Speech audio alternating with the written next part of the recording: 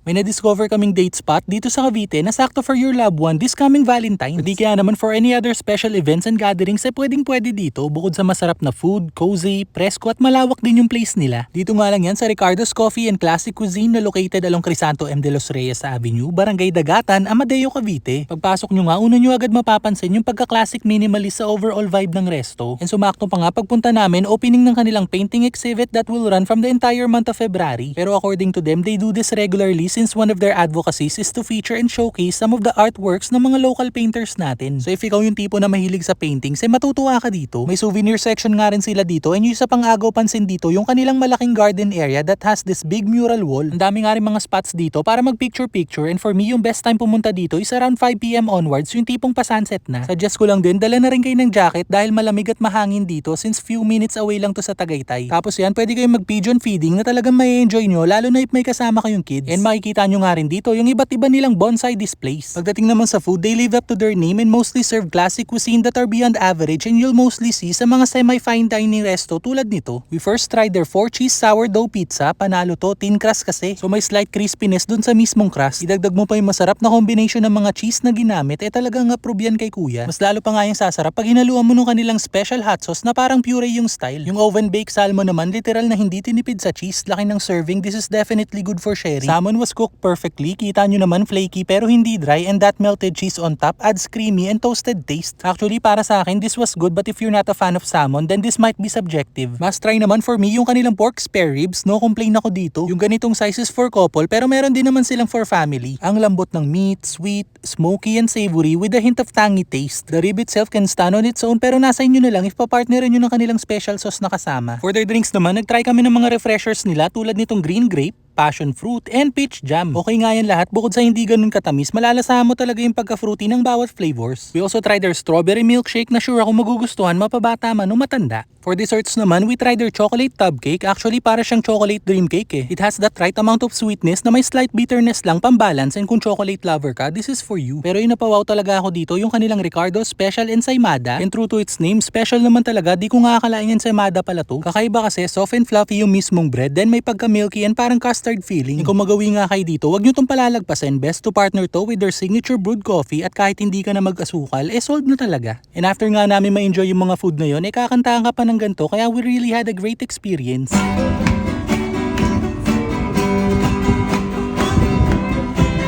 By the way, they will have live acoustic performance this coming February 14. Also, join na rin kayo sa kanilang photo contest and win a romantic dinner for two. All you have to do is like and follow their FB and Instagram account, then post a photo with you and your loved one and tell why they deserve to be celebrated. Don't forget to tag Ricardo's Coffee and Classic Cuisine and use the hashtags Dine with Your Heart at Ricardo's and hashtag Making Warm Memories. Make sure na naka-public and get your family and friends to like and share. The more love you get, the better chance of winning. And if you're looking for a good place to dine, relax, and celebrate, subukan nyo na nga rin dito sa Ricardo's Coffee and Classic Cuisine.